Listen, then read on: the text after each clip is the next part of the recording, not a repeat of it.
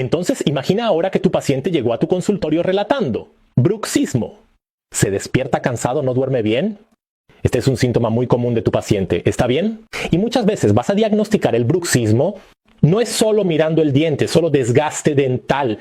Recuerda que tenemos que tener una visión siempre, más allá del diente. Entonces a veces este paciente tuyo va a relatar cansancio al despertar, dolor de cabeza al despertar.